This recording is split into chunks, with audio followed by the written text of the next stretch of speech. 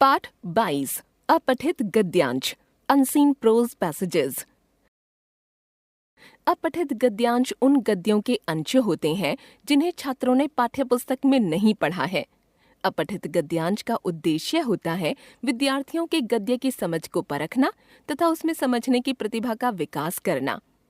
अपठित गद्यांश के अंतर्गत गद्य के आधार पर कुछ प्रश्न पूछे जाते हैं तथा कभी-कभी उसका उपयुक्त शीर्षक भी लिखने के लिए कहा जाता है। गद्यांश पर आधारित प्रश्नों का उत्तर देने के लिए निम्नलिखित बातों का ध्यान रखना चाहिए। गद्यांश को 2 से 3 बार ध्यानपूर्वक पढ़ें। पूछे गए सभी प्रश्नों के उत्तर आपको गद्यांश में मिल जाएंगे। कभी-कभी कुछ प्रश्नों के उत्तर अपनी ओर से भी देने पड़ते हैं। शीर्षक ऐसा हो जिसका संबंध गद्यांश के मूल भाव से हो। गद्यांश पढ़कर उसके नीचे दिए गए प्रश्नों को पढ़ना चाहिए। प्रश्नों के संभावित उत्तर गद्यांश में रेखांकित कर दें। प्रश्नों के उत्तर सरल व सार गर्भित हों तथा जहां तक हो सके अपने शब्दों में हों। शीर्षक कम से कम शब्दों का होना चाहिए। अपठित गद्यांश के कुछ उदाहरण देखिए। निम्नलिखित गद्यांश को पढ़कर पूछे गए प्रश्नों के उत्तर दीजिए। स्वस्थ शरीर वाला मनुष्य ही इस संसार के सभी प्रकार के सुखों को भोग सकता है तथा सुखमय जीवन बिता सकता है। स्वस्थ शरीर के लिए पौष्टिक भोजन तथा व्यायाम दोनों ही अति आवश्यक हैं। व्यायाम करने का भी ढंग होता है। इसे करते समय सदा कुछ सावधानियां बरतनी चाहिए। पहली सावधानी यह है कि आयु, समय व शरीर की क्षमता के अनुसार ही व्यायाम करना चाहिए। दूसरी सावधानी यह है कि सही व्यायाम का चुनाव करना चाहिए तथा व्यायाम की उचित मात्रा निश्चित करनी चाहिए। तीसरी सावधानी यह है कि शुद्ध वायु, प्रकाश वाले खुले स्थान में व्यायाम करना चाहिए। व्यायाम के तुरंत बाद स्नान नहीं करना चाहिए। व्यायाम के अनेक लाभ हैं। इससे शरीर में शुद्ध रक्त का संचार होता है, भोजन ठीक से पचता है, शरीर पुष्ट बन जाता है, थकान कम अनुभव होती है तथा मस्तिष्क भी स्वस्थ रहता है।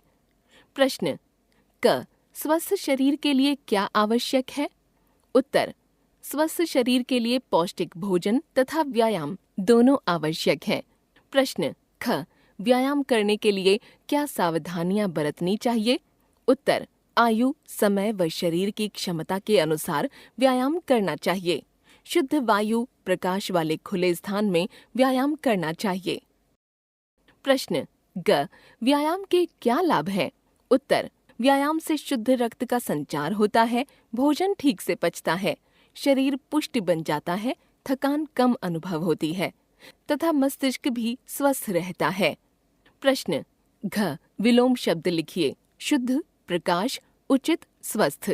उत्तर शुद्ध, अशुद्ध, प्रकाश, अंधकार, उचित, अनुचित, स्वस्थ, अस्वस्थ।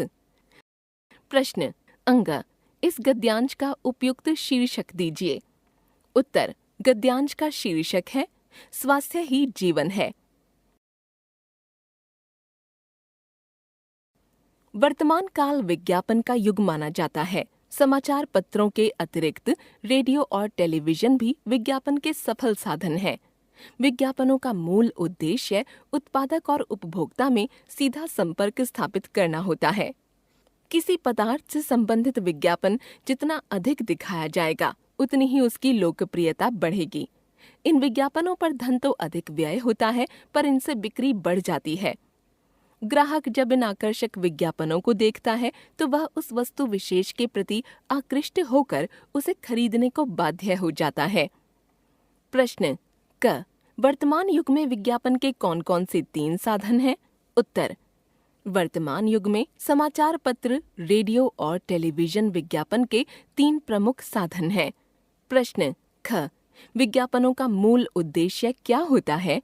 उत्तर विज्ञापनों का मूल उद्देश्य होता है उत्पादन करने वालों तथा उत्पादित वस्तुओं का प्रयोग करने वालों में सीधा संपर्क स्थापित करना। प्रश्न ग उत्पादक विज्ञापनों पर धन व्यय क्यों करता है? उत्तर उत्पादक विज्ञापनों पर धन इसलिए व्यय करता है क्योंकि इससे उसकी वस्तुओं की बिक्री बढ़ जाती है। प्रश्न घ ग्राहक पर विज्ञापनों का क्या प्रभाव पड़ता है? उत्तर, ग्राहक जब किसी वस्तु के विज्ञापन को देखता है तो वह उस वस्तु के प्रति आकर्षित होकर उसे खरीदने के लिए मजबूर हो जाता है। प्रश्न अंगा, इस गद्यांश का उपयुक्त शीर्षक दीजिए। उत्तर, गद्यांश का शीर्षक है विज्ञापन के लाभ। प्रश्न च, गद्यांश में से उपसर्ग युक्त 2 शब्द छांटिए। उत्तर, उपसर्ग युक्त शब्द विज्ञापन, सफल।